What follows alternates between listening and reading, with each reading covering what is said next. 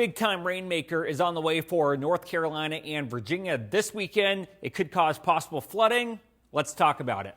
This system begins in the Tennessee Valley and will deliver heavy rainfall to Virginia and North Carolina here on Sunday going into Sunday night.